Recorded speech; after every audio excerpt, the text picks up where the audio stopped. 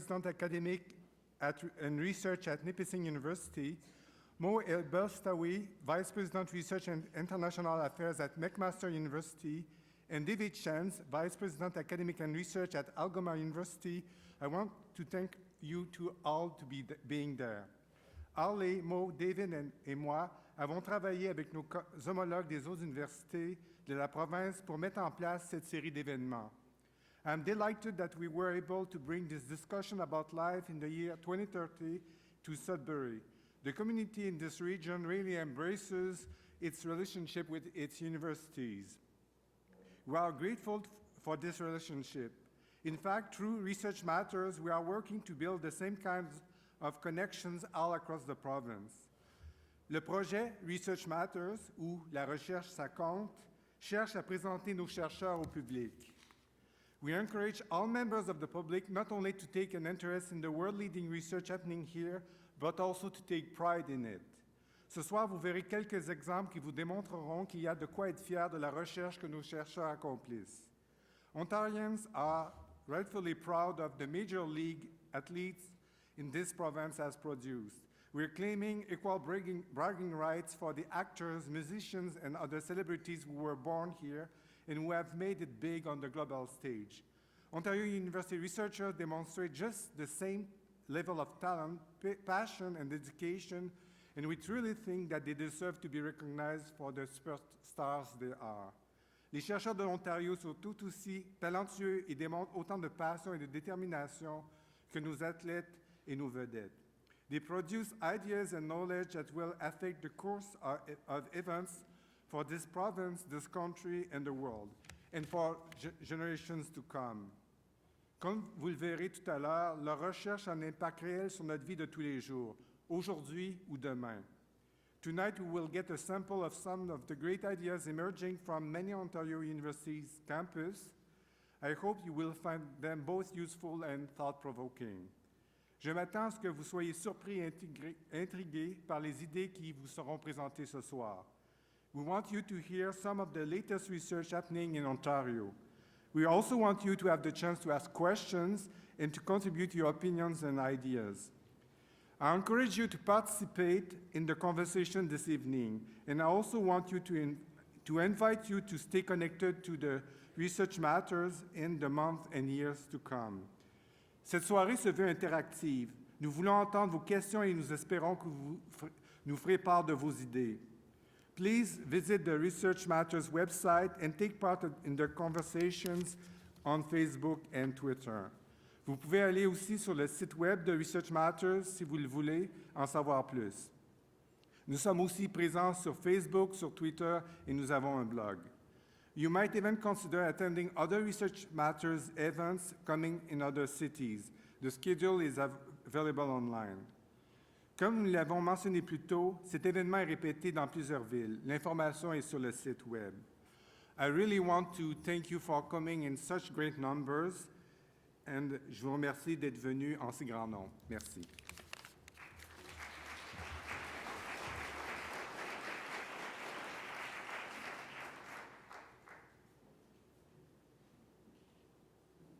Friends and relatives on the telephone. When housing is affordable and communities are mixed. Imagine a day where we can treat bacterial infections. With a pill or a simple injection. When computers can help us forecast the weather. Or help us understand how the Earth moves beneath our feet. When language and mobility rights are guaranteed in Canada. Imagine a day when we can use our mobile devices to instantly send messages to one another. Or turn digital images into photographs. Imagine a day when we can manage incurable diseases like diabetes and HIV. Or Canadians can move objects remotely while orbiting space. Cars with no emission that can sense and stop accidents. Imagine a day when university research can change the world. Wait, we can, because it has. Ontario research is making life better. Communities stronger. And the world a smaller place. Investigating how agriculture responds to climate change. Improving flight safety and human travel.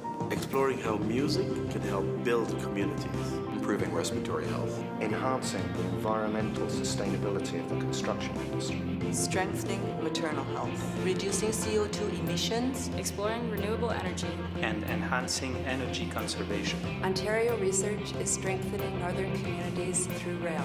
beating cancer by figuring out how to deliver drugs to specific cells, Ontario University Research is enhancing social justice. and strengthening civil liberties. It's conquering autism and figuring out how play can strengthen teaching and learning. it's even using blood-encased gel ballistics to help solve crimes. Yes, just like CSI. why does research matter? Because ideas have consequences. literacy, Cancer, heart disease, racism, Bullying, Antivirals, green energy, Drug abuse, hunger, peace, solar power. that's why research matters. Want to find out more? be imaginative. Join us.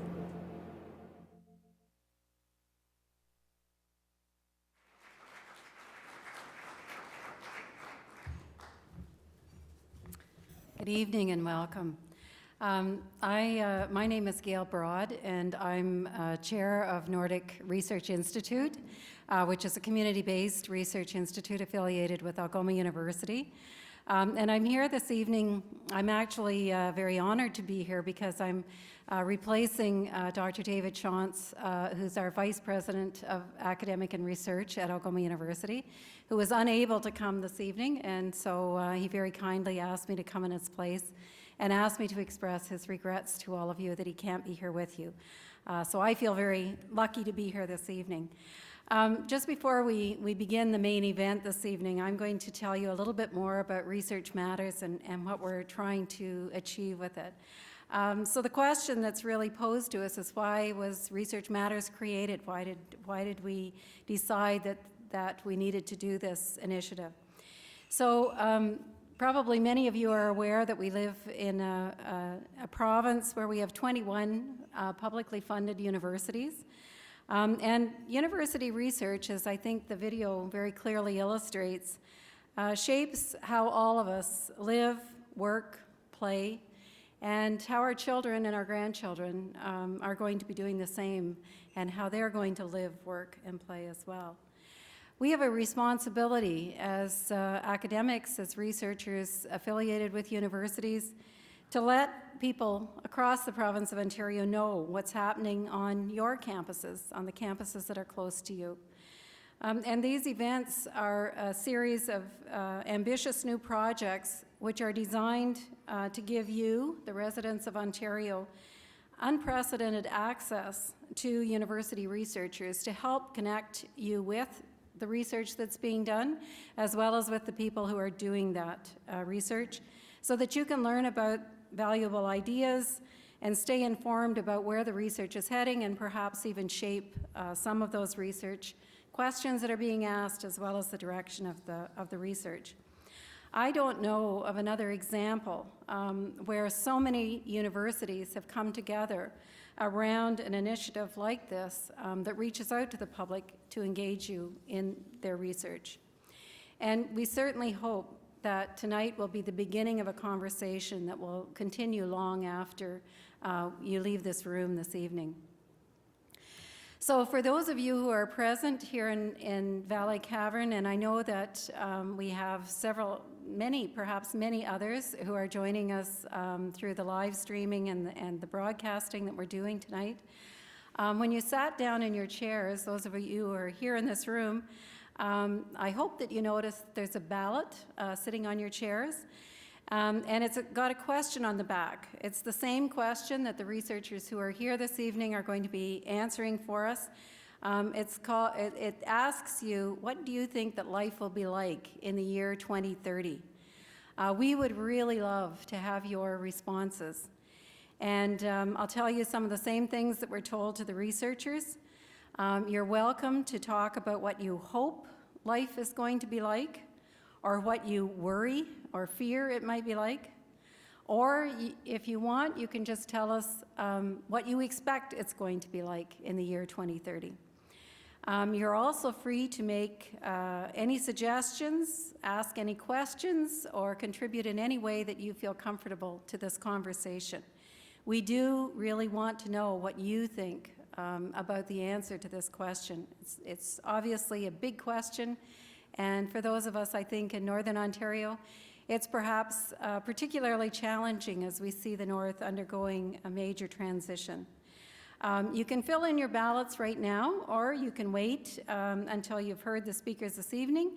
We'll collect them at the end of the evening, and I believe that there's some boxes that are out on tables that if you do have to take off very quickly at the end and you want to drop your comments in the boxes, I think you'll find some boxes on the tables at the back. So please don't leave without leaving us your answers to those questions. Tonight you're going to be hearing from 4 researchers, each of them from a different field of study and each from a different northern university. Each researcher is going to speak for about 15 minutes about what they foresee life will be like in 2030, and I think they'll be connecting that to the research that they're doing. Then we're going to be inviting all 4 of the researchers up on stage, and they'll be able to take questions directly from you. We're planning on ending precisely at 9. We've all gotten our marching orders about being quick, on time, and so on. And so now I'd like to welcome our moderator this evening. I'm really delighted to be able to introduce someone that probably you, like I, have at my breakfast table every morning, and that's Marcus Schwabe from CBC Radio's Morning North. Marcus told me over an early supper that he's celebrating his 25th year with CBC this year. Quite an accomplishment. And his 17th year here in Sudbury, and being part of our northern communities. His interests are very broad. His curiosity is great. He's concerned both about the issues and the ideas that shape our everyday lives. And he's also concerned about the big questions that face our society and that can change the course and the direction of where we're headed. In short, we think he's just the perfect person to engage in this conversation. And Marcus, I'm turning the evening over to you. Thanks so much.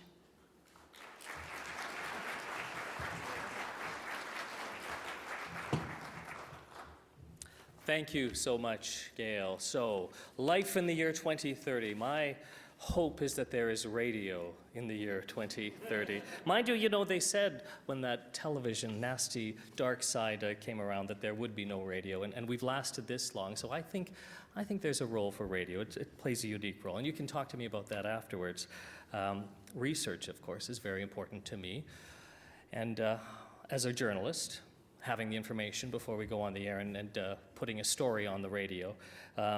But that's in the short-term research. What we're going to hear tonight is the long-term research and looking to the future of the year 2030, which is important because, of course, we all want to live to 2030, and we want to prepare to be around in 2030. And if you're in a business, if you're a tech company or a mining company, you want to know or have a good idea of what's going to be happening so you can make decisions. If you're a government as well, you've got to make policy decisions that'll affect people's lives. Will we all have pensions, government pensions, when the year 2030 comes around? So thinking about the future is important, and university research plays a huge role in that, public policy, in industry, and in our own lives. So researchers answer questions.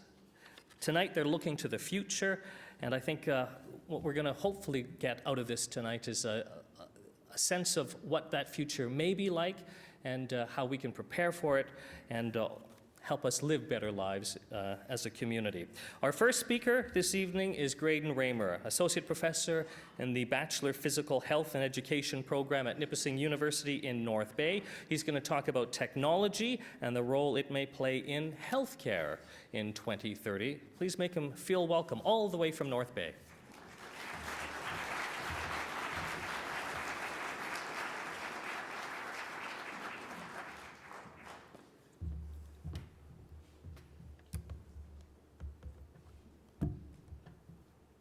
Technology, huh? Bear with me 1 second.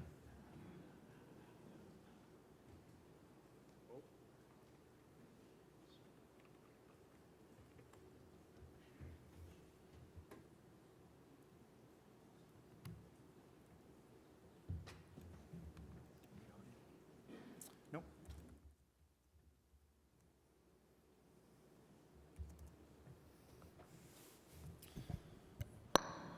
All right, everyone turn their cell phone off, I hope. I have a special exception. I'm allowed to have mine on. So we should see something here in a minute. There we go. The year 2030, without giving too much away, no, I'm not an Apple employee. But this was a big task to think of what is the future going to be like for us in the year 2030. As I thought about this, watching my students who I see every day come in, turn on, tweet, tap, update. These things are everywhere. And so in the year 2030, there has to be an app for that. That was the start of my vision. And then I began to think, that is a long way off, the year 2030. And all I had to go on really was to think back when I was a young child about how I imagined the future. And I think there's probably a small part of that child still in me. And I don't know what your childhood was like, but I grew up watching reruns of various TV shows on TV, and in my mind, I think this is what the future looked like. Yeah, I mean, actually, this kind of looks like a Gap ad. The future is now, as they say. But one of the coolest guys I know had to have been Captain James T. Kirk. Him and MacGyver, that is. But what was really remarkable about Star Trek is not only how they always managed to live to fight another day and make it to a new galaxy, but how every new plot, every new adventure, there was new technology coming. And if you are a Star Trek fan, and I am clearly not among the level of, from what I read on the internet, there are some real Star Trek fans. The technology that Star Trek envisioned and imagined, you'd be surprised of what's actually come true. Of a TV show that was recorded starting in the 60s, there's been some amazing developments. For example, you remember this when Captain Kirk could be in some sort of alien trouble on a foreign planet, and he would pull out this little device out of his pocket, the communicator, and he would flip it up and phone home. He would phone the mothership, and I remember thinking, wow, the phone in our house, it was bolted to the wall. It took you about 20 seconds to dial a number. You would wait, and it would come back. And you could only talk to people down the road. We never made long-distance calls. Star Trek technology was amazing. And so as I put together this talk, I thought, you know what, if Star Trek is the vision of the future to be, what technology is there related to the research that I do? And if you're a fan, you may recall the good old tricorder. And there were several versions of the tricorder in use, but the coolest one in my mind was the medical tricorder. And this was this little device, and it kind of evolved over several generations of the Star Trek series. But this little device that Dr. McCoy would wave over some injured or stunned victim, and instantly it was woo, and it would tell you what was wrong with this person in an instant. Is he dead? Is he alive? Is he under some sort of alien trance? I don't know. And then the response from Captain Kirk at this point was, well, can you cure him? And of course, Bones would say, damn it, Jim, I'm a doctor, not a magician. Well, the tricorder of today, we're not that far off. This might be the next communicator. And the secret, I think, and this is where I'm going if I leave you with the message, the trick is to get that magic in the device. It's a timely issue. I don't know if you're subscribers to Maclean's magazines, any of you, but I saw this come on my mailbox this week and thought, oh, there goes the wind in my sail. The next medical revolution, and if you've read the story, and it talks about the tremendous power that our cell phones might have in the future, but that they currently have to perhaps be the next doctor. As you see by the sort of the byline, the smartphone will see you now. It's a great vision. It's the hope that, for that mother who lives in a community an hour north of Sudbury, that when their 3-year-old child comes down with a fever, is it a cold? Is it something worse? Is it meningitis? Could you pull out your smartphone and get an instant reading? Could you get a measure of his vitals? Is his heart rate okay? Is his breathing rate okay? What's his pulse oximetry, his oxygen content in his blood? My wife often asks me to bring gadgets home from the lab whenever our kids are safe, and I kind of joke as like, well, you could just go to the hospital. The tremendous potential, we think ahead to 2030, before I talk about my research a little bit more, imagine a device that allows people in the remote communities of Northern Ontario. You're going to hear in a minute about how we're perhaps losing rail service. We are becoming disconnected rather than interconnected if the government might have its way. That could be a real health concern. It's also a concern for people who because of mobility access, can't get out as easily. And you could have instant access to know, am I sick? Am I healthy? Should I see a doctor? Should I be calling 911? All from the palm of your hand, so to speak. So it has the great potential to improve access. It has the other potential to reduce healthcare costs. Think of how many people go to emergency rooms and sit there and wait for something that turns out wasn't that serious. You want a real opinion, you could download an app for that. In developing countries, this could be huge. Cell phones are becoming ubiquitous all over the world. Medical technology, the mind of a doctor may be in the palm of your hand, could be very real. It literally will be a medical revolution. I don't have the time to talk about all the implications here. There's great unease from the medical community and the professionals about putting that sort of power in the hands of you and I. Right? The first computers that were developed years ago required teams of engineers to run. And now an 8-year-old, my 3-year-old son works my iPad. The technology is everywhere. It's dangerous. It could overwhelm doctors, right? Are you going to have patients march in and say, look at this, I have atrial fibrillation. Here's the prescription I want. Write it now, please. Or maybe just email it to your doctor. Here, look at the past 30 days of 24-hour ECG data. See, it's in there somewhere. Now, that's the future. There are devices that already exist, which I think are quite amazing and give us a glimpse of what's to come. This is the AliveCore ECG device. It's a little case that snaps onto the back of your cell phone. You can't buy it unless you're a doctor. They have it is currently FDA regulated, but it snaps on, and with 2 simple electrodes, you can place it on your skin, on your forehead, and it gives you an instantaneous ECG reading. There's a great story about a doctor who had this device on his cell phone. He was on an airline flight. The gentleman beside him started to complain of chest pains. You sure it's not just indigestion, you're nervous. Doctor pulled out his cell phone, placed it on his head, said, no, in fact, sir, you're having a heart attack.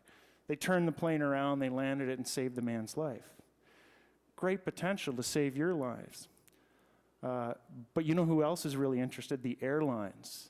When we think of the cost to turn one airline around for a patient who's not actually having a heart attack. These things are measured in tens or hundreds of thousands of dollars. The technology to have a mind of a doctor in a device that could be in the hands of a flight attendant is really incredible. Another app, this one you can download. You don't need to be a physician. I think it costs about $1.99. The Skin Vision, actually, this one's free. The Skin Vision Melanoma app. Take a little photo of that mole or that funny freckle on the back of your neck, and it will not only do some fancy image analysis, but it'll give you a guesstimate if it's skin cancer. You can log it in the bank and compare it over days or weeks or months. Is it growing? Is it shrinking? Some apps, you can even, you pay $50 and they'll send it to a dermatologist. You'll get an answer back in 48 hours. Anyone here ever tried to book a dermatologist appointment in the north? It's not 48 hours. The The incredible potential, though, I think, of these devices, it's not just the technology. I mean, there's thought and vision, but we're only touching the surface. This is the Philips Vital Signs app. All you do is look into your camera, and this thing will start to record your heart rate. It's measuring imperceptible changes in your skin color that the naked eye doesn't see, but the camera, through image processing and some fancy modeling, can measure your heart rate. There's apps soon to be out that might detect changes in your skin color that might reflect damage in kidney or liver function. Now, my research, to use a very appropriate metaphor for being in Sudbury and in this room, is this is just the first step. There's incredibly rich data we can mine. And if you're sitting here in this room right now and you want to check your heart rate and you place your fingers up to your neck and maybe if you're calm and relaxed after the drive here, I don't know what Sudbury traffic's like, maybe your heart rate is about 60 beats per minute. And this is a healthy person sitting comfortably in a resting chair for about 6 minutes, and the dark line in the middle represents their average heart rate over that time. It's about 63 beats per minute, which would look all pretty normal. If we were all to take our heart rate, we'd all be in that range. But that would be pretty useless information. I couldn't predict who's sick, who's healthy, who's stressed, who's happy, who's going to have the next heart attack. We have to dig deeper into that information. And so what you're looking at here, every little dot connected by a line is a heartbeat. And you start to see that over that 6 minutes, for example, from minute sort of 0 to 2, the heart rate's decreasing. And then from 2 to 4, it's increasing again. And then from 4 to 6, it's going back down. And this is not just random noise. There's actually a physiological mechanism at work here. And then further, if you were to look even closer, even within 10, 15-second windows, you see the heart rate's also going up and down very quickly. And this is no small amount, right? It's jumping, for example, around minute 4 to minute 5, you can see it jumping 10 to 20 beats per minute within 10, 15-second bouts. To give you a sense of what that means, this isn't my data, this is clinical data from a study that was published. Can you pick out the healthy person here? This is heart rate recorded over a 30-minute period. The person at the top with a very, very stable heart rate, around about 95 beats per minute, maybe a little high. And you can see some very small fluctuation. This person we would consider in a hospital situation the sickest of the sick. This is someone with congestive heart failure. And what's interesting there is there's almost no fluctuation. There's no variability. It's just dead stable. The person at the bottom is a condition called atrial fibrillation, where an average heart rate of 60 beats per minute, if you were to use this app or take your heart rate right now, this could be you. But there's very rich information in this signal. And atrial fibrillation is the most common heart arrhythmia, contributes to about 15% of strokes, but it's very difficult to detect. It's not always like this. You just kind of have to luck into it if you go to a doctor that he's going to detect it. So the potential for these devices to be monitoring 24/7 could save your life literally. The line in the middle, this is your healthy person. And although it looks the noisiest and the wildest, it's not. This is a feature of a normal, healthy system. These fluctuations are, in fact, part of regulations going on to regulate your heart rate, your breathing, your body system, all intimately entwined. And any deviation from this variability, in fact, represents an ill system. I have one last slide because, again, I want to talk about my research. The last thing we have to recognize is that health is more than just the absence of disease. It isn't a snapshot of what you are sitting in this chair. People rarely have heart attacks sitting in a chair comfortably at rest. It does happen, but it happens more so when you're stressed, when you're physically exerting. The research I do is exercise-based research. This is somebody doing an incremental exercise test. Imagine you're walking up a hill that just keeps getting steeper and steeper and steeper. It sounds awful, and it is awful. You can see the person's heart rate's going from about 100 to 200 beats per minute. But when you look closer, you see some very distinct patterns. Some very high fluctuations early on and kind of an absence of fluctuations in the middle, and then it gets really interesting towards the end. And we can make predictions based on this, or we hope to be able to make predictions about what that means for people when they start to get up off that chair and go shovel snow in the wintertime, run around the house carrying groceries.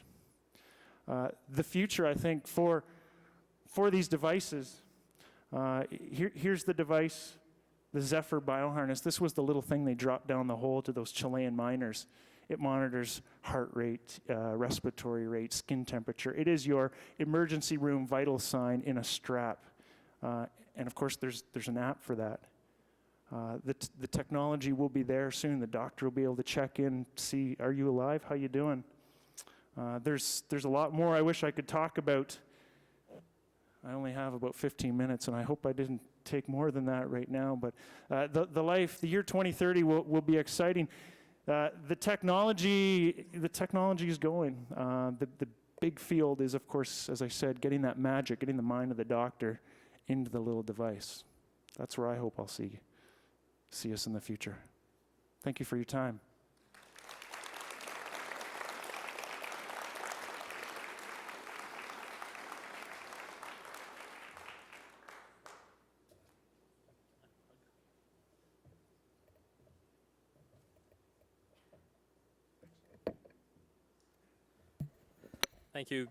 Thank you, Graydon. And we're going to move on to our next speaker, James Dunn, an associate professor at the Department of Health, Aging, and Society at McMaster University in Hamilton. He has a look at what life will be in the year 2030, designing communities to improve your health.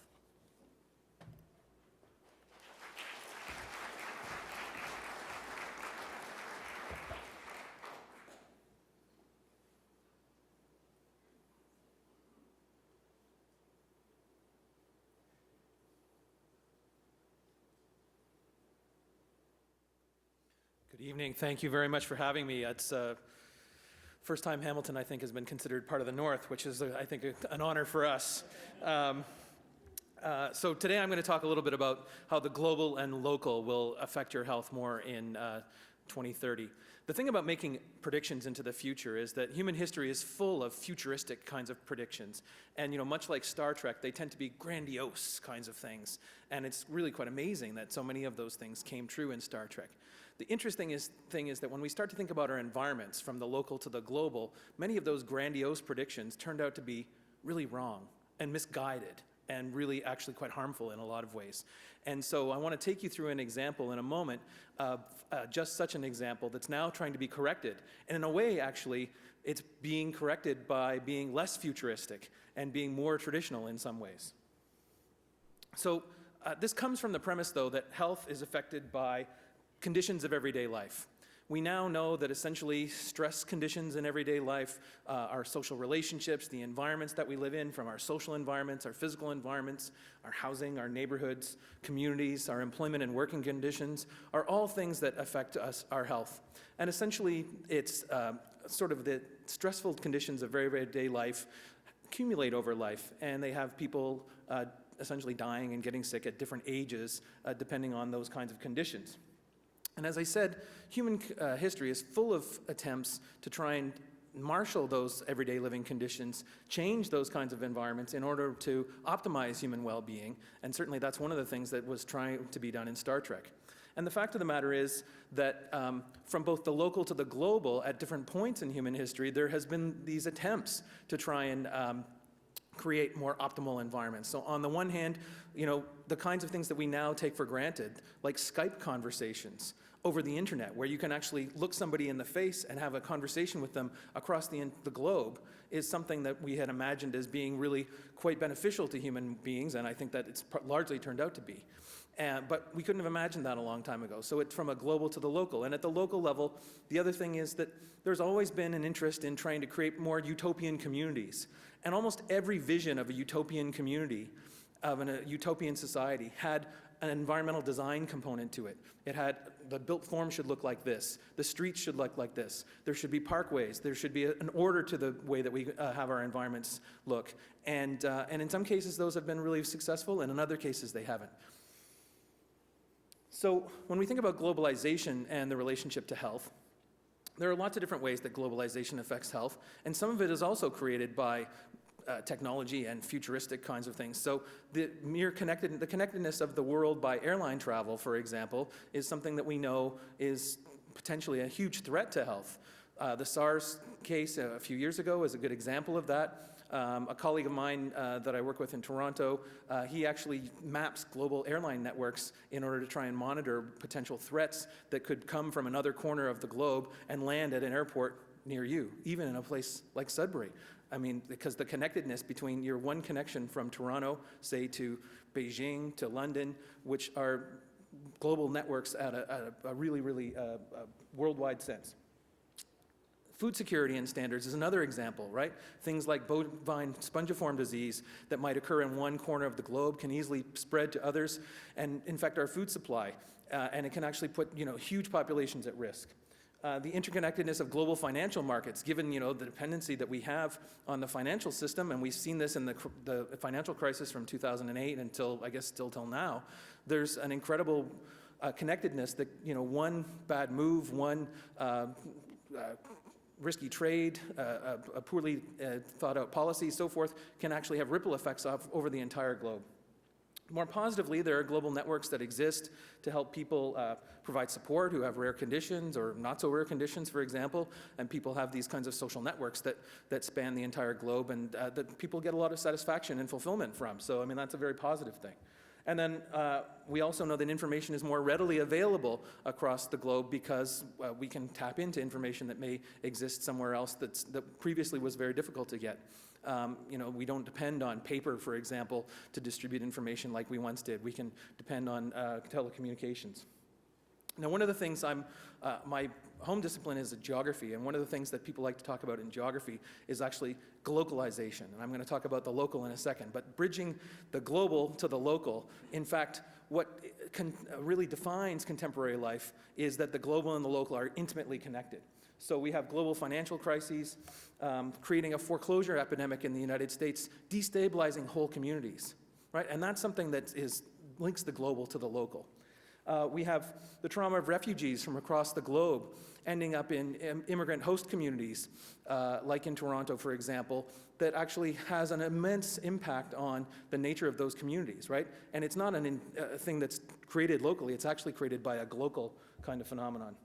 Innovations in single places are easily transmitted elsewhere. There's a community in Finland that has been incredibly successful at improving people's health behaviors and their health, and that's something that's been transmitted all around the world and now informs a lot of public health policies that we have available to us.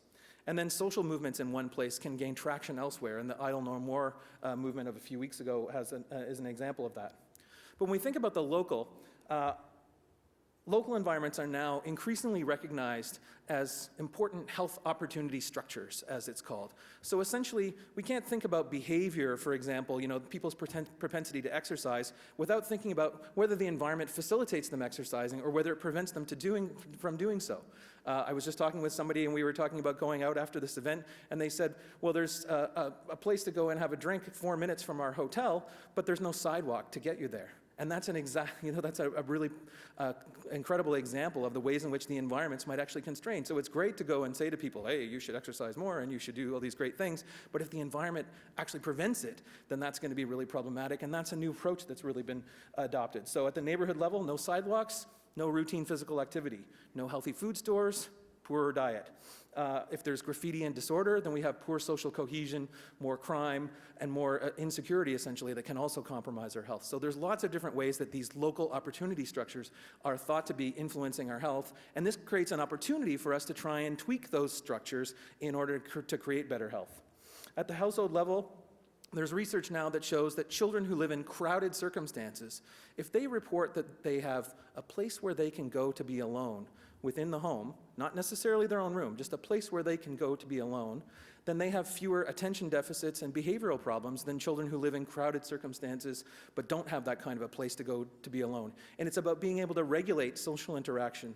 And children who are able to regulate that social interaction, have some private time, but also, if they want it, and have some interaction with others if they want it, are much better, much healthier, essentially. So I want to talk to you about a specific example where we've seen history go back and forth. And it's a community in Toronto known as Regent Park. Who here's heard of Regent Park before today? Absolutely. One of Canada's most infamous neighborhoods. And what's it known for? I'll You probably all know it as a place where there's poverty, there's crime, there's drug activity, there's all kinds of social problems. And absolutely, those things are true to a point, but they've also been quite sensationalized in a lot of ways. It's actually an incredibly strong community with great traditions, people who've lived there for long periods of time, who have immense pride in their community as well. And one of the things that Regent Park, that people have been talking about, is just how bad the built environment is for people's well-being. And there's been talk for the past 30 years about revitalizing Regent Park, tearing down the buildings that exist and building something new. And that's been in the process of happening since 2005, and that's what I study. Regent Park is the home to about 2,100 households and about 7,500 people. The redevelopment that's going to take place is going to grow this from 418 households to about 800 households in the first phase. It's a 69-acre site about 12 blocks from Bay Street in downtown Toronto. It's a prime piece of land. It's one of Canada's oldest and largest public housing developments, and as I said, one of Canada's most infamous neighborhoods. And it was built in the 1940s and early 50s on what are called Garden City design principles. It was imagined to be a utopian community. If we build this built environment, it will actually shape people's lives in ways that make it more healthful for them, that make them more beneficial and so forth. It's a $1 billion demolition and reconstruction that's going to occur over a 10 to 12 year period, depending on when you start that 10 to 12 years. It's kind of like the bathroom renovation that's gone wild because it's taking forever to complete because it's a lot of complications to it. But the two major things about it I want to say is that it's about mixing incomes, families of different incomes, and it's going to use these new principles of urban design.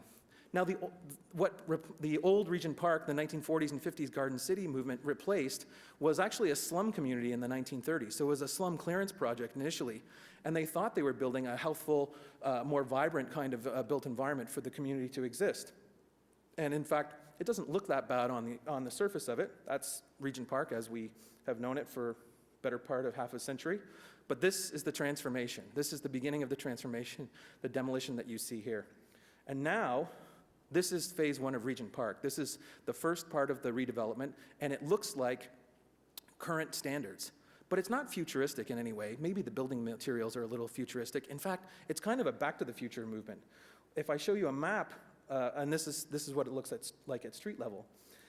If I show you a map of it, the one thing that they did at the time of the first Regent Park redevelopment is they actually cut off all the through streets. So there was only one through street, and it's an east-west through street, Dundas Street, right through the middle of it. And otherwise, it was really closed off. There were lots of different buildings, and they actually had street addresses, but no street. And the residents like to joke that it's actually the worst place on the earth to get a pizza delivered, because in fact, you had a street address, but you couldn't actually drive up to the building. And so pizza delivery people were wandering around there getting lost for the last half century, and it was creating all kinds of problems. Well, that wasn't the only reason, obviously, to do it. It created a very insular community. The built form itself, the building materials and the design and so forth, made it look distinct from other places, and it was actually quite stigmatizing. So there's a whole host of reasons why it had to be torn down and rebuilt. And basically, the rebuilding project has been not about creating this utopia. It's actually about creating an environment that looks like and functions like every other part of the city, and taking tried and true principles rather than these kind of genius utopian visions and trying to implement those. So the key features include reintroducing the through streets, putting in an indoor pool in a central park that's going to attract people from a wider range of areas in order to integrate the community into the broader area. This is the pool that was opened in 2012, a year late, but like I said, it's the bathroom renovation gone wild times 100. So the kind of research that we do is we ask, when people undergo a change from the old housing to the new housing, does it improve their mental health? And that's the main focus, and a number of determinants of health that we're interested in.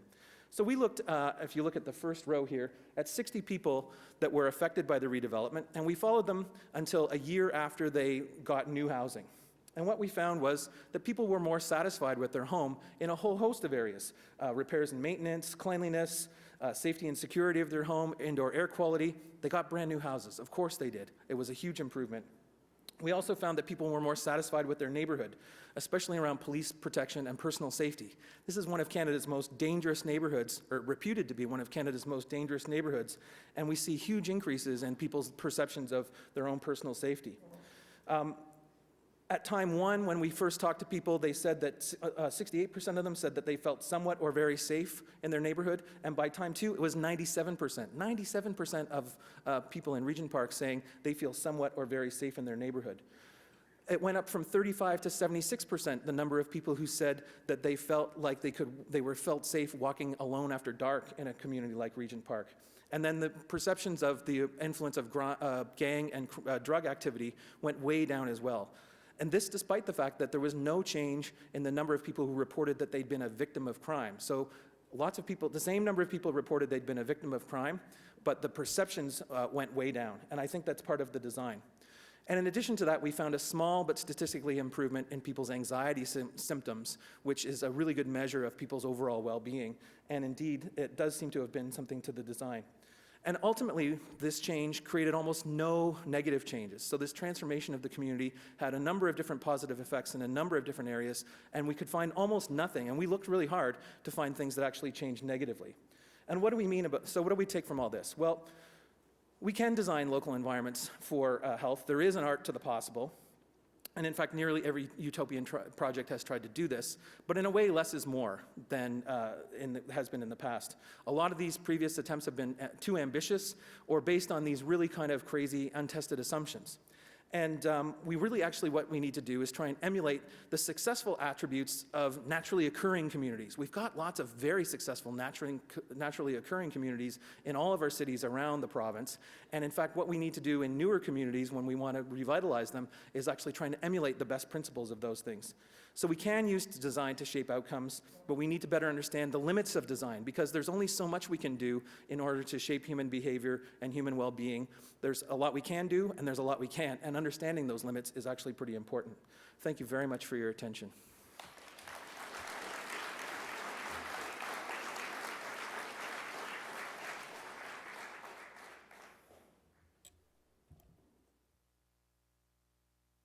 Thank you, James. And a reminder, there will be a question period after all four speakers have spoken, so if you want to keep those questions in your back pocket, in the corner of your mind.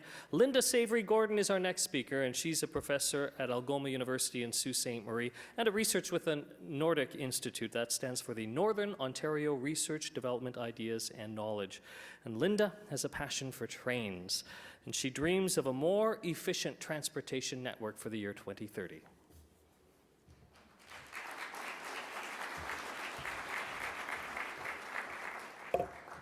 Thank you very much, Marcus.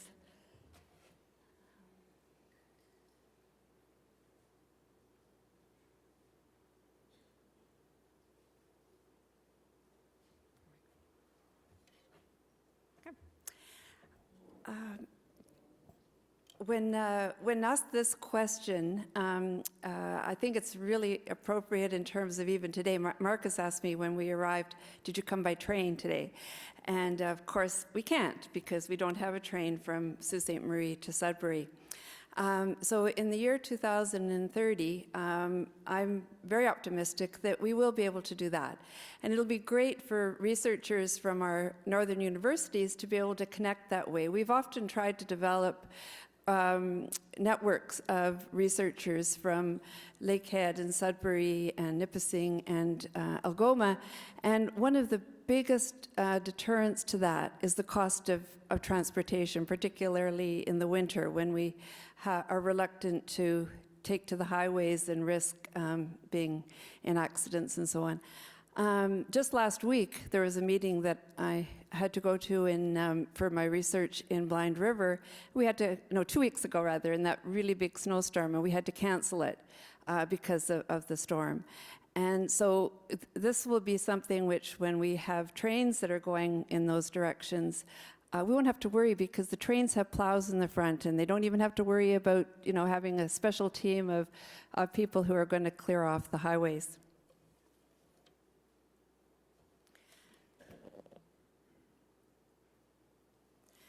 So just to give you a background to the research that I've been doing since 2006 and why we've been very concerned about this issue.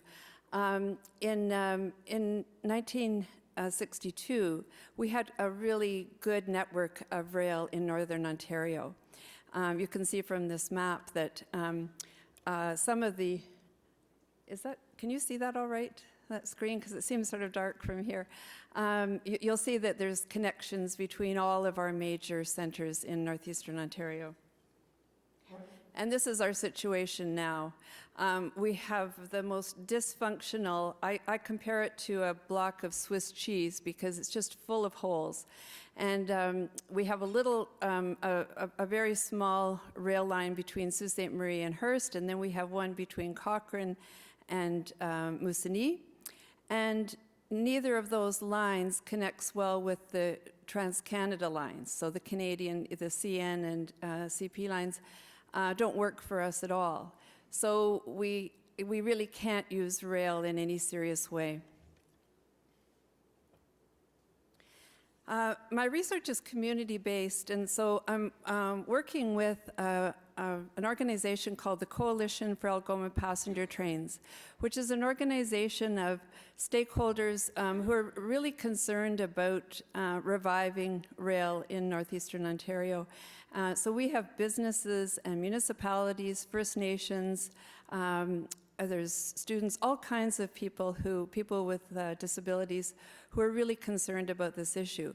And their goal is to both preserve where it exists and to enhance and restore passenger service where it doesn't.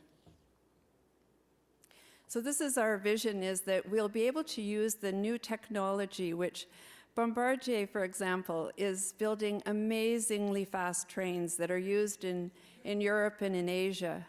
With that kind of equipment on our existing infrastructure, and by the way, we're not even calling for building new infrastructure, we're talking about using the same rail beds that have been there since the late 1800s. That technology that exists could have us in Toronto more quickly than if we drove, and about comparable to flying when you consider the amount of time that you spend in airports and all that kind of thing. So this is the, those red lines are where we see essential restoring of lines. That Ontario Northland line from Cochrane to Toronto, the Northlander, it was just tragically ended in September. And then our line from Sault Ste. Marie to Sudbury ended in the 1970s. On both of those lines, they still exist and there's still freight that's moving on them. So again, we're not asking for a lot in terms of rebuilding.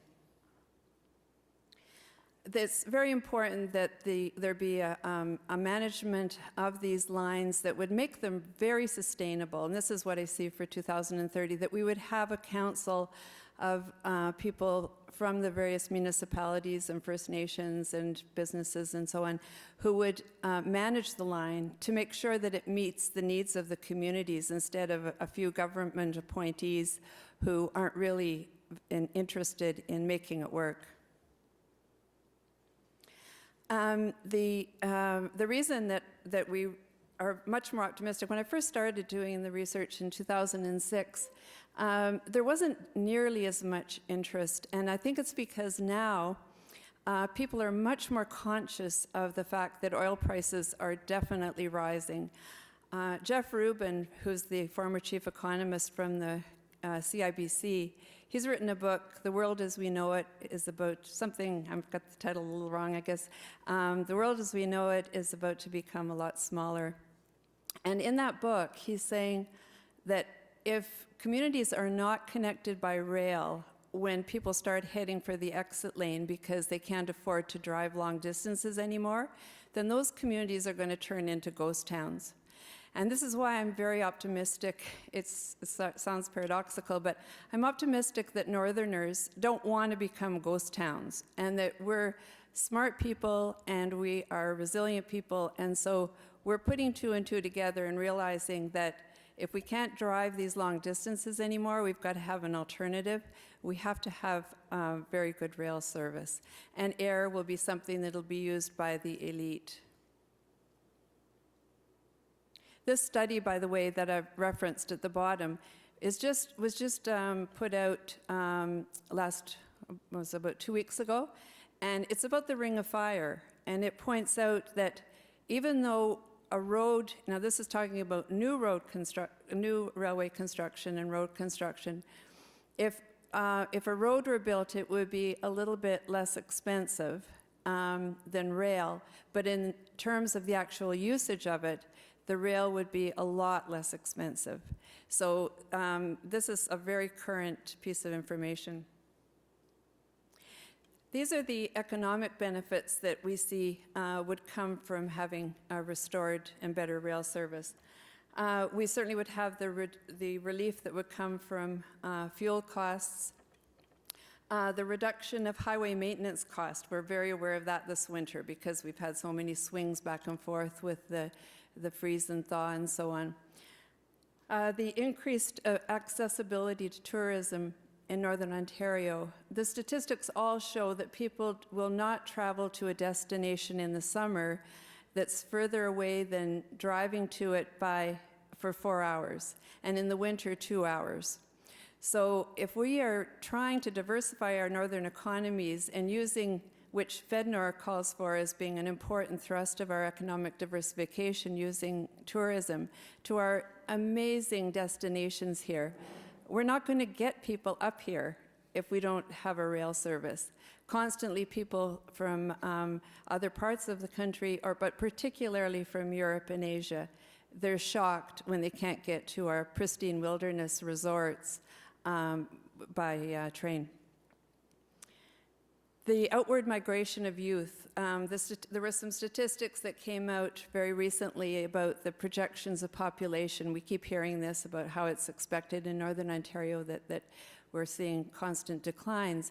And in order to keep our populations high, we have to stop the outward youth migration, and we have to stop the outward elder migration. There's so many people who are of my generation who have children and grandchildren in other parts of the province or the country, and they are thinking about moving away, and a lot of them have moved away. And if they had a transportation system that could get them easily to visit their families, they wouldn't necessarily have to move away. They could just go and visit. And of course, the new technology would bring a lot of new jobs of this new equipment.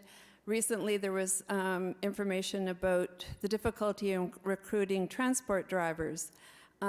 Working on a train system can be a much more pleasant job with higher salaries and better conditions and in many ways much safer and healthier. And then, of course, the economic diversification that this would bring. This is just an interesting statistic about the amount of tonnage that can be hauled by rail as compared with trucks. So it's economically much more useful. The environmental benefits are very well known. It certainly is leaves a reduction of carbon emissions. There's a much less of a footprint in terms of reducing land that's used by highway expansion. Because again, we're talking about using tracks that are already there and not having to build a lot of new ones, except for maybe the Ring of Fire. And less disturbance and less toxic spills. So there's 10, this is an estimate from Transport Canada's statistics, that there are 10 times less carbon emissions by rail as compared with road and air. I love this Indigenous saying that the railway travels lightly on the land. Social benefits include things like the aging population having more difficulty with driving, students being able to get to post-secondary institutions. We're recruiting from Southern Ontario and have had students say, oh, I don't want to go all the way to a place like Algoma if there's no rail connection there. Connecting communities so that we're able to work together and do regional development as northern communities. Safe and reliable all-season transportation, accessing health appointments at regional health centers, and visiting relatives. And certainly the lower costs which come from accidents on the road. So what we really need to do is turn the messaging around. We're hearing all the time this sort of blind mantra that we can't afford, because of our geographic vastness and lack of population density, to have rail here. But it's really the other way around, because the maintenance of rail lines is so much less expensive than highways. This little photograph of pothole reminds us that highways have to be redone below the frost line. It has to be totally dug up approximately every 10 years. This is why we see a constant construction going on and reconstruction. Whereas the rail lines that we have since the late 1800s and early 1900s are the same lines, and they require a lot less jigging. It's just, you put it in a new tie here and some more ballast and some more spikes, but they don't have to dig up the whole rail bed. And so this is something that we really can't afford more highway expansion, and we can't afford not to have more rail. In northeastern Ontario, this is what's been actually invested in rail. 2 years ago, rather, there was an upgrade to the Huron Central Line between Sudbury and Sault Ste. Marie. And that was a one-time only expenditure by the Ontario government of $15 million. And that same year, it was $650 million on roads, and that's every year. So there was that one-time expenditure, which we won't see again for a long time, and then we have this comparator. So the issues are that the governments are not regulating and treating rail as infrastructure the way they treat highways. Private companies are not interested in passenger rail. They're just interested in freight, because that's what makes all the profit. Rail, therefore, really needs to be public, but our current policies do not treat it that way. It's all been pretty well privatized. There's been no consultation with communities and stakeholders about what would make rail much more viable. A disregard for the economic multiplier. Passenger trains are not allowed to realize their full potential because of that lack of consultation, and there's no connectivity between the routes. So privatization and deregulation, which occurred basically in the early 1900s, is a real detriment to this. So these are the policy recommendations that the rail movements like the Coalition for Algoma Passenger Trains are calling for: adequate financial government investment, public ownership of the rail infrastructure and service, and a governance model, as I mentioned earlier, that's going to meet the needs of communities.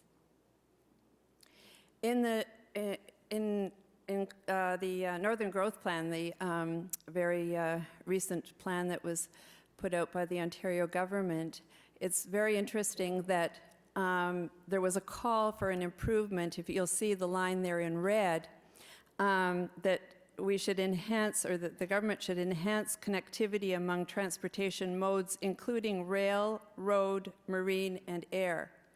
And yet, we no longer have any rail, and that was the first mode that was mentioned in the Northern Growth Plan.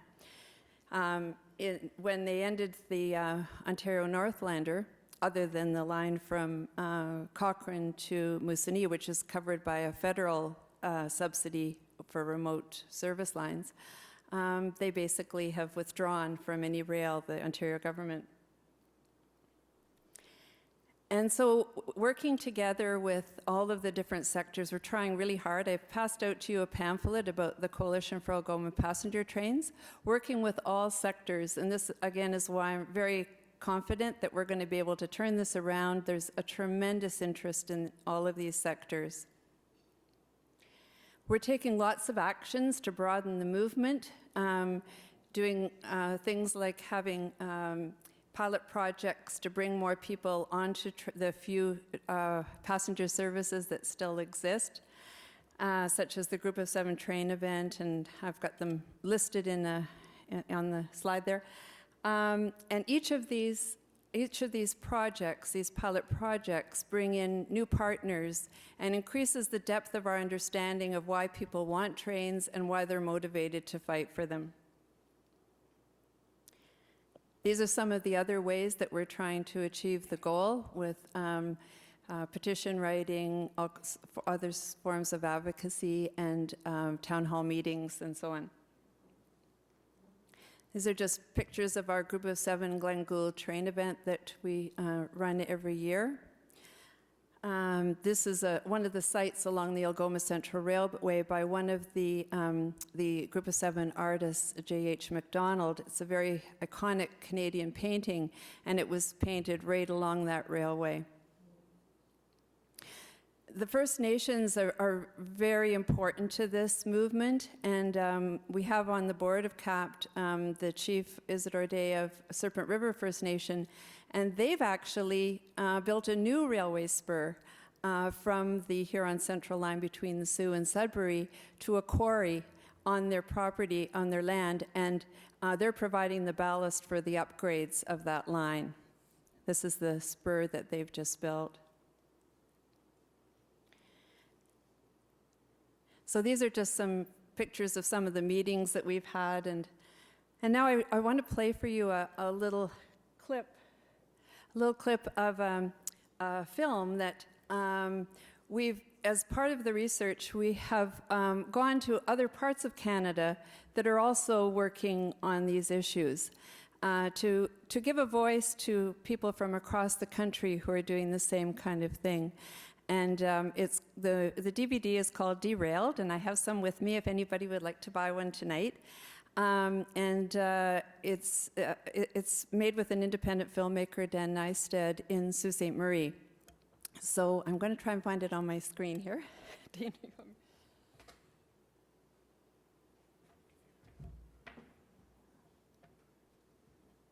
Dean is very, very helpful.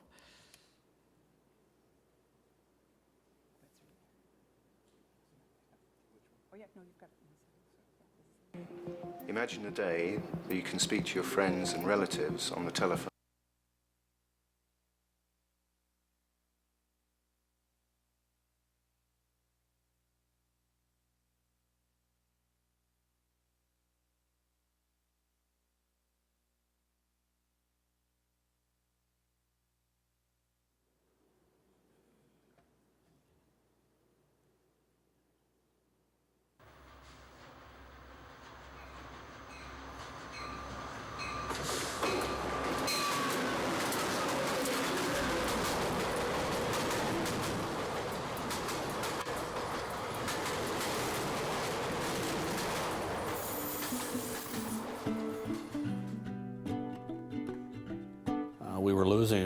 We potentially could lose our school, we were losing healthcare, rail line was pulling out, we're losing our elevator system.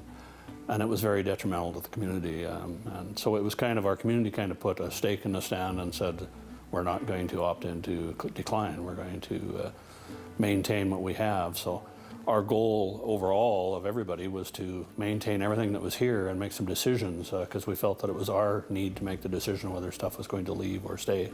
Not somebody in an office somewhere. It was our decision. It's about Ogama. I said, no, it's not about Ogama. It's about every small town in Canada. I'm a filmmaker from Northern Ontario, Canada. And in 2010, I set out to explore the Canadian railway system and to try and understand why it was being thrown away. Of course, every school kid, maybe they don't teach history anymore. I don't know what the world's coming to. But every school kid used to know, and maybe they still do know, that the railway built Canada. It's crazy, right? It's a crazy amount of national vision. And it happened, and now I've grown up in a major metropolitan center that was created by rail.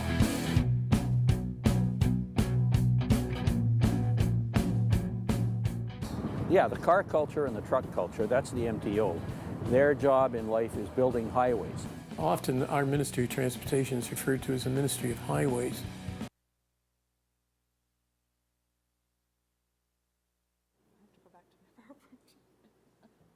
It's just my closing slide. Thank you so much for being patient while we...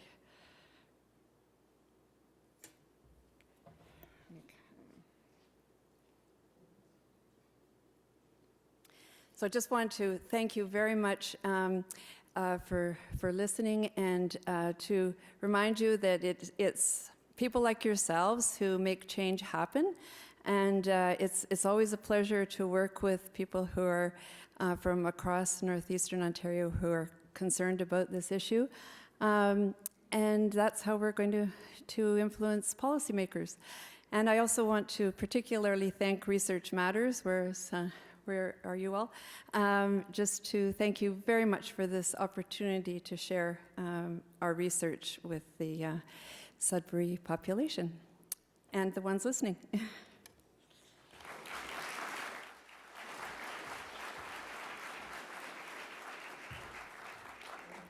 Thank you, Linda. We've got one more researcher, and that is from right here in Sudbury, Dean Miller, professor at the School of Engineering at Laurentian University. He's also research chair of energy and in mining at Mararco at Laurentian, the Mining Innovation, Rehabilitation, and Applied Research Corporation.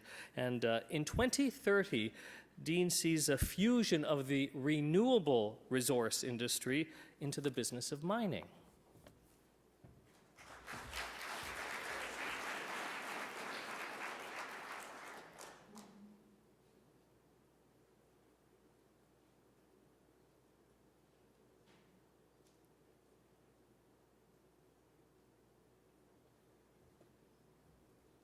So here we all are on a Sudbury Thursday night.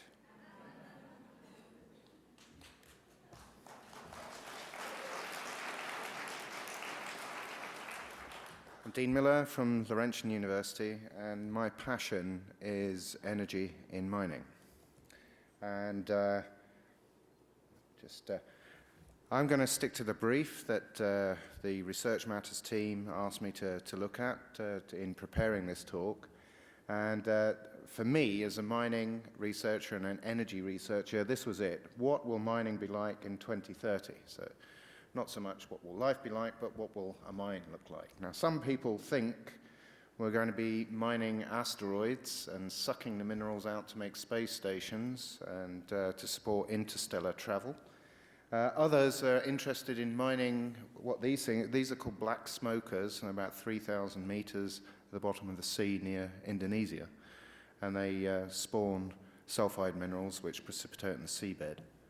And other people think the vision of mining is tiny, at micron size, and as illustrated by this working steam engine, which is just a few microns in size, that's been etched out with a laser and advanced photographic techniques.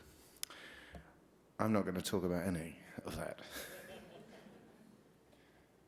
I'm going to talk about something that's a bit close to home, I guess, and I'm going to use this example here. This is a picture of Nickel Rim South, and wherever mining goes on, whether it's in space, deep water, very small places, it's going to consume a lot of energy. And just to give you an idea of how much energy, this one mine, which is located close to the airport,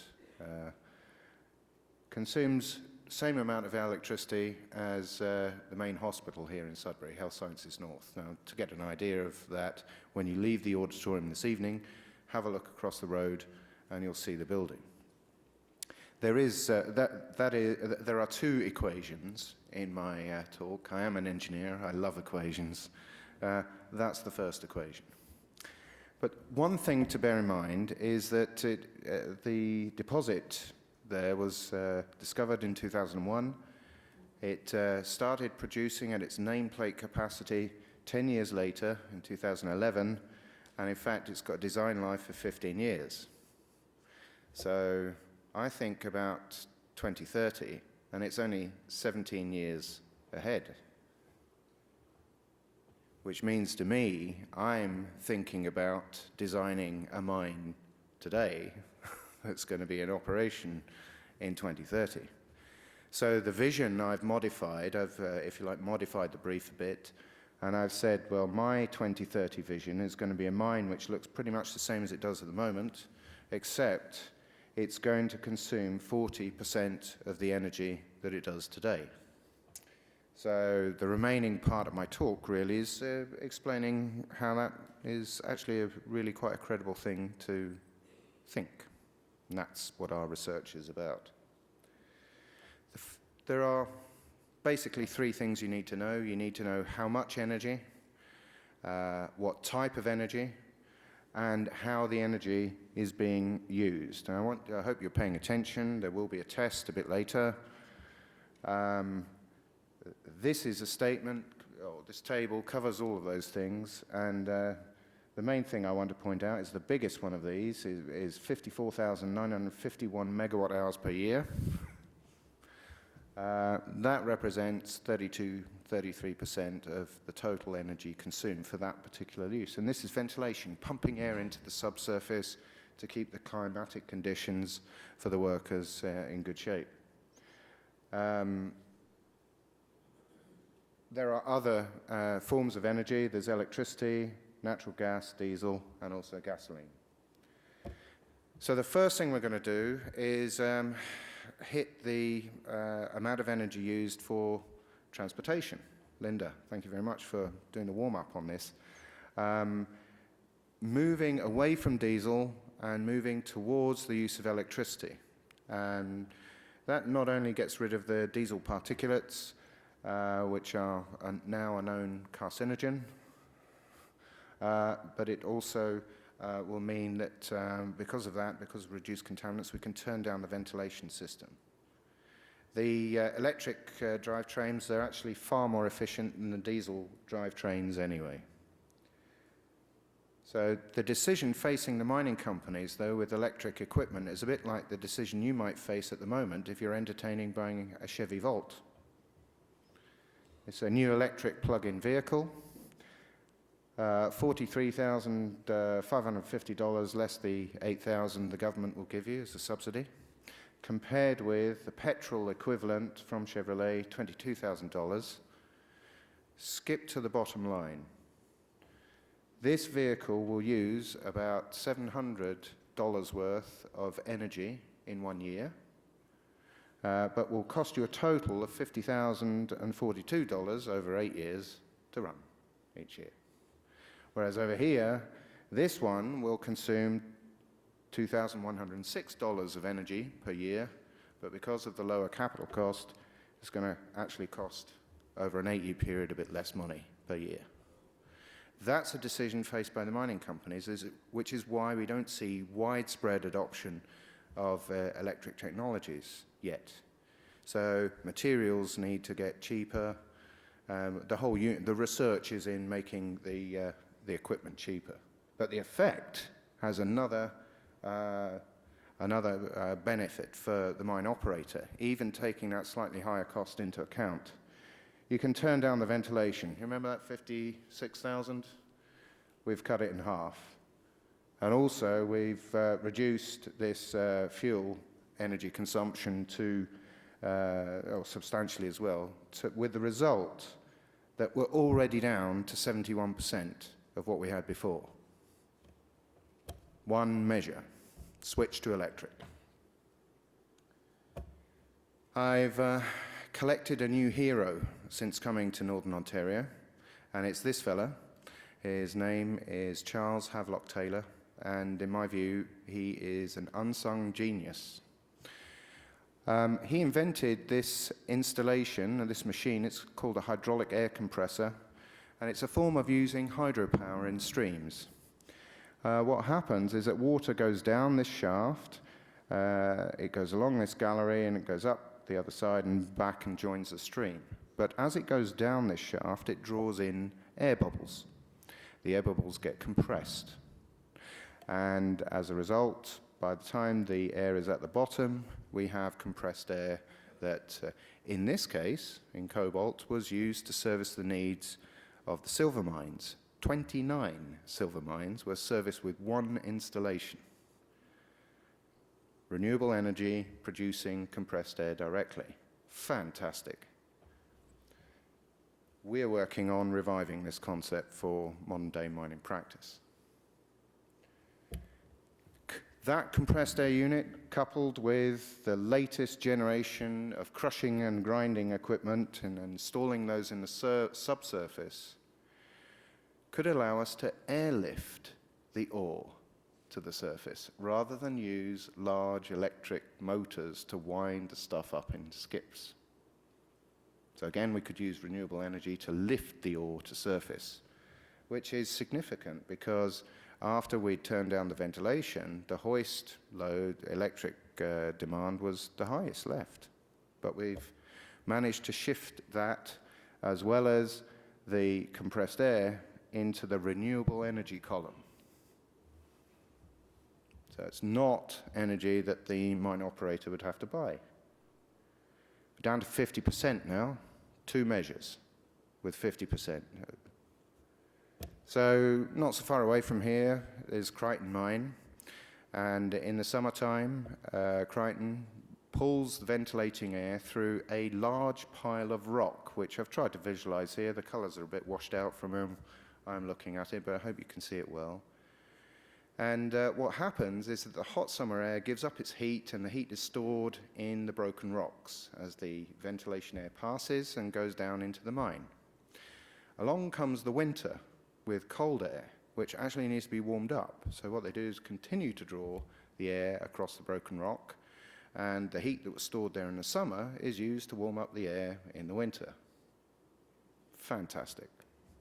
So every mine in this area needs one of these, perhaps an engineered one, maybe not quite as big, but something like it. And that would allow you to get rid of the natural gas. So replace the natural gas, shove that over into the renewable energy column as well, and we'll call it an isotope. I'm sure you're getting the theme here. We're not quite down to 40% or less. To do that, the remaining energy used is all in the form of electricity. So one concept we're working on at Laurentian is what we call floating PV. This is using solar energy to generate electricity, nothing new in that. But what is new is to mount these solar panels on bodies of water and have them floating on bodies of water, with the big advantage is that the water keeps them cool while they generate the electricity, and they're more efficient. Also, the water supports them, so you don't need to pay for a supporting frame. There's certain sacrifices on yield because they're flat and they move, but economically, they look very attractive. Here's a picture of our concept there, and you see they're flexible as well, so we can roll them in the winter when it's not actually worth having them out because there's not enough sunshine. Here's Kim Trapani, my student, with the wet end of that particular job. And what we anticipate is deploying these at large scale. This is a photograph of Victor Mine in the far north.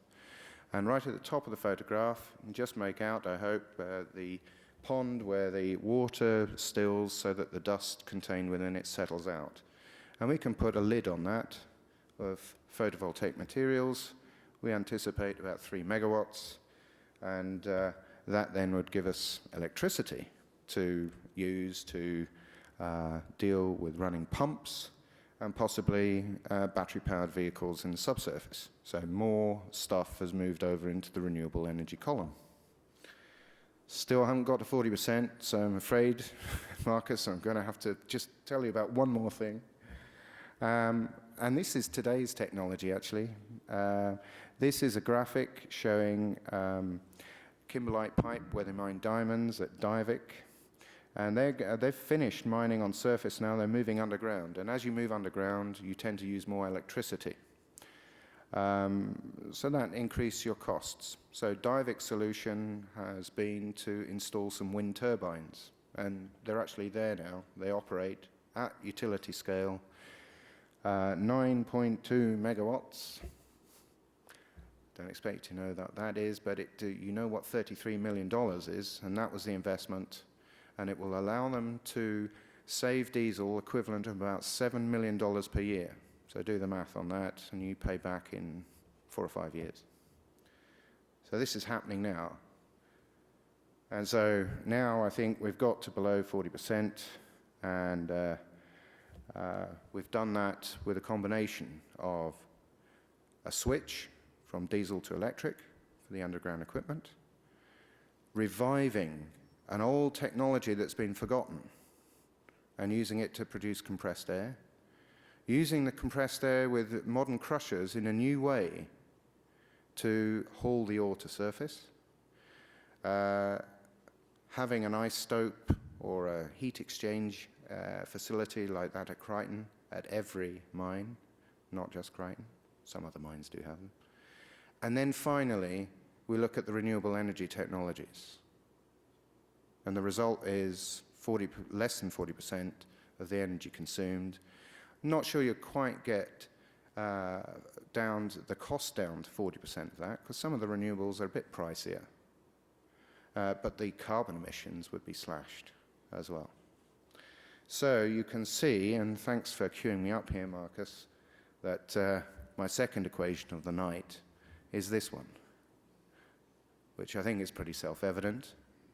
And the last thing I'll do is just acknowledge the students that are working with me at Laurentian University in this adventure that we're going through, comprising of technological, economic, and ultimately research that leads into social policy development. Thanks very much.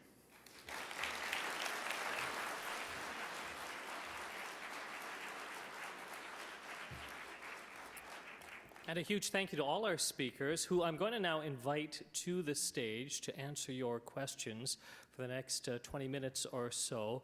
And as they do come up to the stage, and they are invited to do so now, Graydon Raymore, who was our first speaker, has a little follow-up. You'll remember he was talking about there's an app for that when it comes to your health care. Well, Graydon's got something special.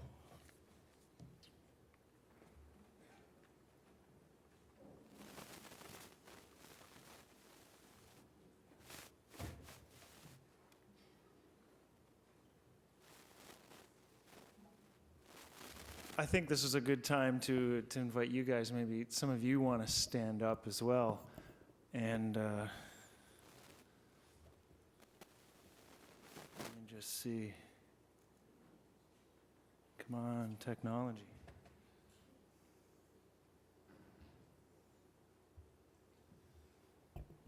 This looks like a Mac, but it's running Windows, so who knows here.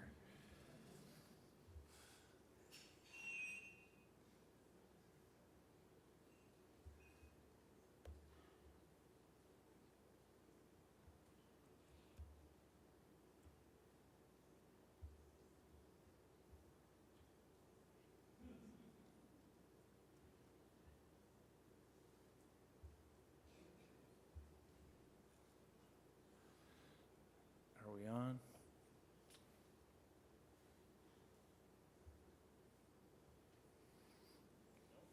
Maybe we'll abort. I'll tell you, if you could see what I could see. Imagine this, right? I think this is a good thing. I really do mean, I think we should all stand up, because you deserve it after sitting through this for the past hour and a little bit. Right now, for the past hour since I began here, I've been wearing a device that's been essentially data logging my vital signs. And the first thing Apple's going to need to do is come up with a 2 million gigabyte hard drive if they're ever going to pull off this tricorder bit, because the data size on this thing is already at about 10 gigabytes of data. It's recording everything from me: heart rate, respiratory rate, skin temperature, activity levels, and that would be kind of cool to see. And I'm hoping to get a patch and a little cool graphic tomorrow that essentially the virtual lie detector test. You'll see I may be the picture of calm and relaxation right now, but I am anything but. And you'll not only see that, but you'll also see, maybe was I telling the truth, the virtual lie detector. But the cool thing I wanted to show you is that you can all enhance your health right now if you just start taking some deep breaths. And so take some slow, deep breaths in through your nose, kind of, and then hold it and pause it for a second, then out through your mouth, and kind of take a pause, and then another one. in through the nose, and then hold it now out through the mouth. And this is, I mean, if you've ever done yoga or any sort of meditation, this is nothing new to you. But what we see is an amazing, your heart rate, all that random variability that you see actually starts to synchronize your heart rate with your breathing, with your neural patterns by doing something as simple as slow, deep breathing. So the fact that it feels good is, it's not just in your head, it's reality. So maybe I'll get something cool up on the website tomorrow. Do you want to try it for while we answer questions? Sure, I can work on this. All right, you can have a seat now in the meantime. And if you want to line up to a microphone if you have a question. We're going to open up the floor to questions for any of our panelists or for all of our panelists. Graydon's going to work a little bit, and he'll just interrupt and tell us if he gets his app working and can show us some of that information. So don't be shy if you do have a question. I have one. Go ahead and go to the microphone, but I've got a quick question for sort of Dean and Linda, for both of you, because you were talking about the potential for great things and for change, and it's up to the industry in your case, and it's up to government in the other case, but how do you convince industry? How do you convince government to take that step? It all seems logical, and it would make sense to us, but how is it just going to happen naturally, or what's your thoughts on that, Dean?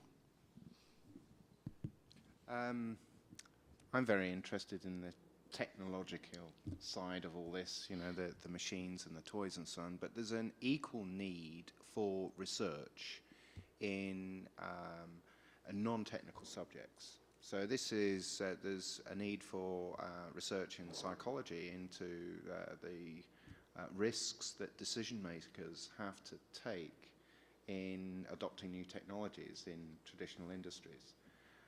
There's need for pedagogical research because I believe that we need to broaden engineering curricula so that there is room for some of these new technologies to feature in the programs. And so the list goes on, but the key point I'm trying to make is, although I'm interested in the technological research, there's an equal volume of non-technological work that needs to be done. All right. And Linda? Well, the fact that we're doing our research as community-based and developing a movement, I think is already starting in that direction, Marcus, and we're constantly evaluating the kinds of things that we're doing with community partners to see whether that's working or not. So it's participatory action research, and the key really is that we have to build a movement, because I firmly believe that political leaders are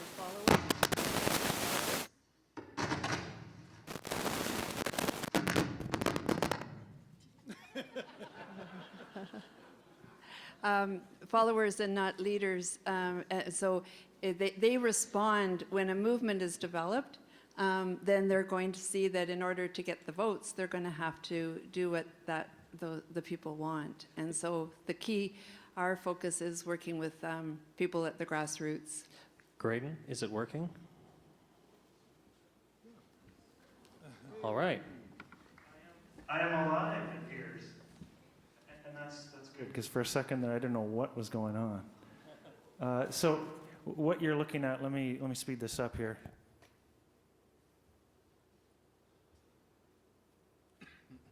And actually, if you look down in my sort of bottom, just below that button that says stop, let me move the mouse. I'm currently at about 30 gigabytes of data just in the last hour or two, so we've already surpassed most people's cell phone capacity. So these are real issues that need to be recorded and solved. So when I speed this up here, up at the very top, the red line moving by, that's my ECG, that's my heart rhythm. And we can look, and hopefully, if I were to have a heart attack, as I almost did a minute ago, you would see something there. And fortunately not.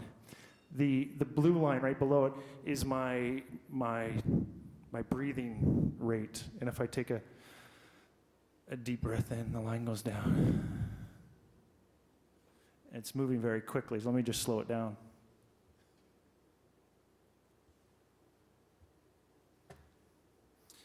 And then the green line below it, this is what I was showing you earlier. it kind of looks black, but the biggest panel there, that's every instant between a heartbeat is showing up there. And so let me just show you here. Again, this works best when you're calm and relaxed, but I'll try to do it for you. And you'll see a synchronization between the blue line above it, the breathing, and your heart rate. And this is some pretty cool stuff. So let me try.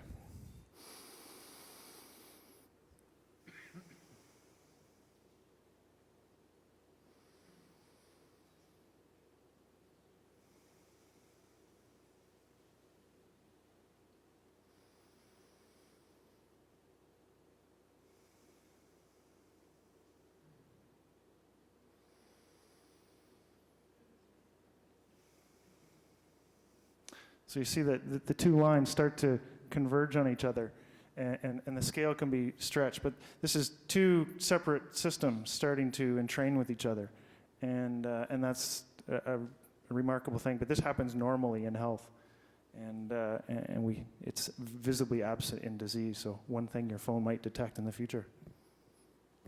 Thanks so much. Round of applause for the magic. The future. 2030. Or something, so we'll just be watching the screen, not you. So just a reminder for anyone who does have a question, feel free to stand up, get behind a microphone, ask a question. And so as many people can ask questions, we ask that you keep them brief. And same thing to our researchers, keep your answers as brief as possible as well. So go ahead, question from the floor. Yeah, Marcus, I'd like to respond to your question, how do you bring about these things to happen? And I think one of the first things we need to do is stop subsidizing fossil fuels and a carbon tax and actually reduce income taxes, both corporate and personal, but that's political. Now, my question was to Dean. I'm a geologist, and I've been in a lot of mines, and one of the things that often struck me is the amount of energy just to keep the shaft house and a lot of the shop floors and that warm enough to live to stand around in while you wait for the cage. And you did not mention use of geothermal energy, and when I see so much heat coming out of ventilation raises, I'm just wondering why not some sort of heat exchanger for the purposes of heating shop floors, shaft houses, and possibly office buildings, using heat exchangers to try and utilize that, whether or not there's much to be gained in that. Yeah, I thought about geothermal, and I ruled it out. It doesn't harness enough heat at a low enough cost with simple enough infrastructure in order to compete with the other options which I did opt for. So there are other technologies that are out there that for the particular case study that I was looking at didn't work. But part of our research at Laurentian is actually to consider all of the different technologies and all of the different types of energy, including many more that didn't appear in this example, and to find the optimal combination of old technologies and new technologies that work complementarily in order to meet the demand offered by these large users. I was totally amazed by that compressed air thing. Yeah. All right.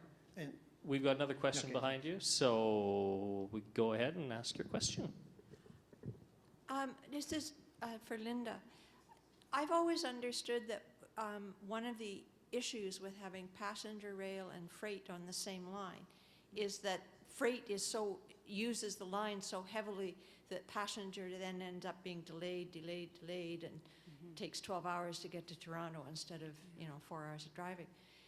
Is it practical to try to promote passenger travel and do it on the same lines as the freight lines? Yeah, that's a very good question. That was part of the deregulation in the early 1900s, was that now there's no passenger train that can be classified as Class A, and they're all Class B, it's only the other way around, that freight is the only ones that can be Class A. So they have precedence at all times now. And that's why when you took the O&R down to Toronto, and so you might be sidelined waiting for a freight train to go by. In some circumstances, I think they could be on the same line, but sometimes you could build two tracks on the same right-of-way. Because even though when I said we don't have to build whole new like rail beds, there's enough room on some of the rail right-of-ways that you could have double tracking, and you could also have a lot more sidelines where they can just pull over more quickly and then have the others pass. So I think that if it's a matter of priorities, and also freight, like see right now we've monopolized our rail system. So CN and CP. CN is the biggest rail company in North America, totally private. The biggest single shareholder is Bill Gates. And they're making billions on freight. And they're not the least bit interested in passenger. So if that was, if there was a government voice in there and saying, whoa, like that shipment doesn't have to be there exactly, 5 minutes on time or whatever. Like, there's ways that if we had our priorities different, that we could organize both. At the same time,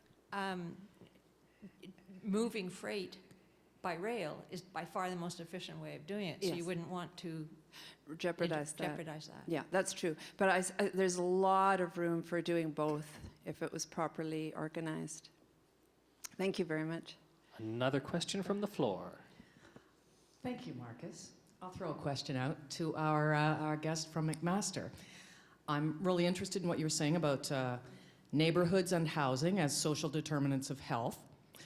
Can't help wondering what you're thinking of the spate of news stories lately about the casino developments that are being proposed. There's a monstrous thing being proposed for the Toronto waterfront by MGM Grand. And then, of course, our northern communities are also dealing with the same thing. And I'm sure that's one of the things that you might have touched on in your research. Some thoughts? Yeah, I haven't looked at it directly. I guess from a strict public health perspective, one of the big problems with organized gambling like that is that the profits depend so heavily on people who are highly addicted to gambling. And so I've seen different estimates, but essentially it's between 30 and 40% of overall profits are dependent upon people who have gambling addiction. So even if you put in some public health measures to try and reduce that, in a way, there's going to be limits on the degree to which the government and the private operators allow you to put those restrictions on.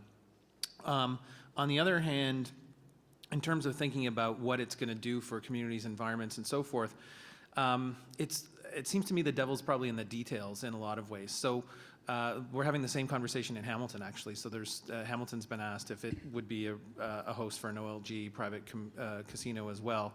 And there's already a casino, actually, a racino, as they call it, which is a track with slots on the northwest side of the city in Flamborough. So on the one hand, I think what everybody fears, and I don't know how it works out, again, the devil's in the details, what everybody fears is that we're going to get a kind of really cheap-looking thing that sticks out and is different from everything else in the community and really brings a kind of cheap feel to the community, if you like, and it's like a really bad bingo hall or something like that. And we have one of those actually already in Hamilton, a really bad bingo hall. So I think that's the one concern. And then the other concern, of course, is that a large operator like that is going to essentially drive all kinds of small businesses out of business. So it's going to drive out all the local restaurants and the small kind of startup local restaurants and that sort of thing with this big corporate style stuff. And then also entertainment facilities. Hamilton, and I know Hamilton quite a bit better than the Toronto situation. Hamilton has had a real renaissance in its North End through arts-based galleries and other kinds of entertainment. We have a very successful art crawl the second Friday of every month where basically all the galleries stay open late and the bars and restaurants are open and there's people on the street and so forth. So I think any development should be sort of measured on its ability to make the streets more lively. And one of the things, and that's I think one of the things that the Regent Park development does, is it kind of gets that Jane Jacobs idea of eyeballs on eyeballs, that safe streets are actually, there's a kind of middle zone. Too few people on the street makes for really unsafe streets, and too many people on the street makes for unsafe streets, but somewhere right in the middle is kind of the sweet spot, and that's what we seem to have achieved with the renaissance of the James Street North area where the art crawl occurs, and what people really fear is that the casino could come in and just wipe all those kinds of developments out. Any more questions? Go ahead. I know, get in line, get in line. I think that's the best thing to do. So go ahead, sir. Sure. All right. Since 2009, the government's made this push within all of the colleges to do applied research, to get involved with industry partners, organizations, associations throughout their respective areas. I guess it was part of a push to take advantage of the infrastructure that's in place at these colleges, the expertise that's there, the material that they have access to, and so forth. I'm wondering if this fits into any of the plans that you guys have in place with your respective research programs, or even maybe in the future, or maybe how you see it fit leading into 2013, or 2030, sorry. Go ahead. Anybody want to take the question? Go ahead, Dean. So if I understand correctly, the question was how industry and the universities and colleges can work together to do research. Is that right? Yeah.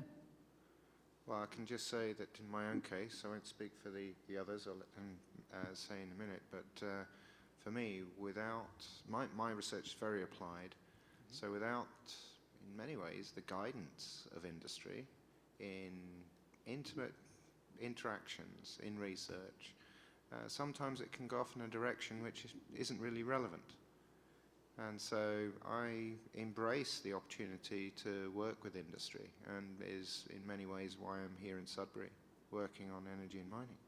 So I think it's a good thing. Certainly, and how do you see colleges fit within the equation? Because there has been a push for the past few years. I mean, they've basically funded applied research managers and directors within each of these institutions throughout Ontario to get involved into the mix. Take advantage of their resources, basically. I think there are complementary facilities available which anyone would be a fool not to make use of if, you know, to bring them into high utilization. Anybody else on the panel want to address that? Linda, you do? Yes, at Nordic Research Institute at Algoma University, we have relationships with some programs that Gail, our director, knows that with, for example, Sioux College and other colleges who are working on comparable pieces of research. We think it's very important to work together. All right, we've only got time for one or two more questions. We do have one at the back for sure. Well, Marcus, I don't see a crystal ball up there, but let me ask the real question that's going to affect us here all in the north. We've seen a plunder of northern resources, northern people, northern taxes being sent to southern Ontario to build highways, to make decisions. Our decisions are being made too far away from us.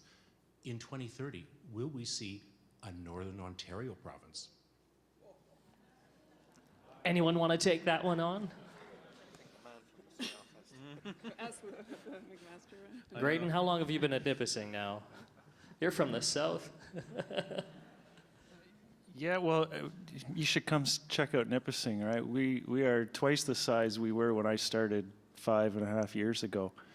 So, I mean, will there be a northern province? I think our best is yet to come. Anybody else want to address that? Can't top that. That's not their area of expertise. One more question. One more question from the floor. I'm not sure I should say this in light of the previous question, but I'm Paula Peroni. I'm the PC candidate for Sudbury. I tell you that because, first of all, I wanted to thank all four of you presenters for such terrific presentations this evening. We live in good and exciting times, clearly. My question is to you, Linda. I was delighted to see that there are other people out there who are of the same mind as my own. I think that we have missed the boat when it comes to rail for many, many years. So my question to you is, even though I understand it's a grassroots and community, I guess, adventure for now, have you presented any of your thoughts or your findings or your policies recommendations to any of the standing parties right now? Oh, absolutely. It's right from our inception that was the case. So we're constantly communicating with and the anybody. Response has been?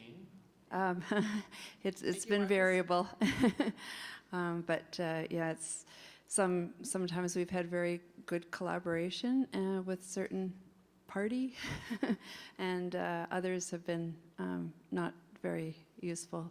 But that doesn't matter. We just keep on communicating the findings and the expression of interest by the communities. Fantastic. I'm delighted. Thank you. Okay, we've got one more person standing, so this will be the final question.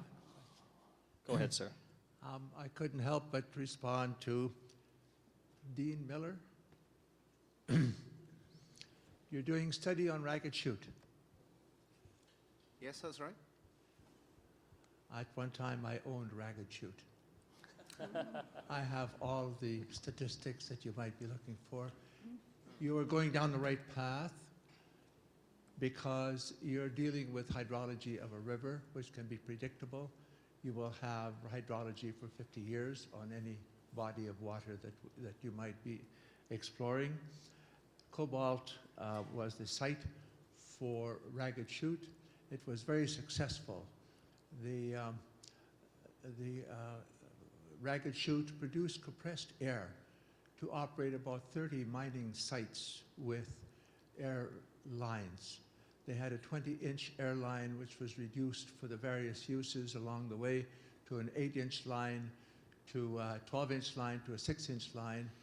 And they had altogether 110 miles of pipeline for air. And it operated at the very last station on that line at 125 psi. And so you're studying the right things. And I would be happy to give you some very particulars on this research, if you will. This was first started in 1903, is the way we have it registered, by a Charles Taylor. He built 7 sites like this throughout the world.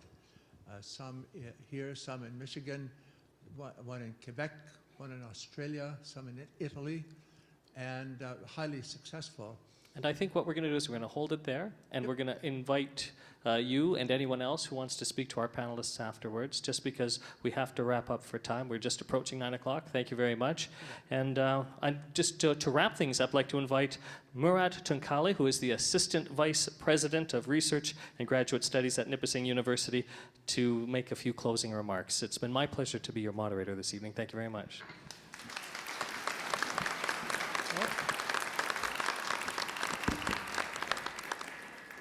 Wow, it was fascinating. That's, the discussion, the representations, and the questions tells us that research really matters. And tonight you just got a sample of the variety of research happening in this province, and I hope you enjoyed it. And what I would like to remind you that this is the start of the conversation that we are having. It's not the end. There will be more events like this coming up. The next one will be in Oshawa on April 3rd. Even if you can't get there, you can be online and watching what's happening. And you can visit the website to find out more what we are doing in this campaign. And before you leave, I would like to remind you that we've asked you to fill some ballots. Please do so. And on behalf of all Ontario universities, I would like to thank you all again for coming. I'd like to thank Marcus for the energy and your time. Also, I'd like to thank the Research Matters team putting this event together, and all the other staff members that helped with this. I don't remember the names, but there are too many of them behind us arranging everything. And I'd like to finally thank our researchers one more time for their fascinating glimpses into the future.